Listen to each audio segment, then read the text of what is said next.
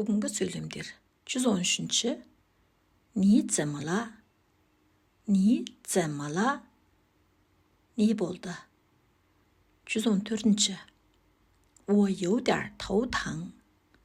我有点头疼. Басым сәл ауырып тұр. 115. 你要多休息. 你要多休息. көбірек демалу керек. 116-ші. 多喝水. 多喝水. көбірек су іш. Сау болыңыздар.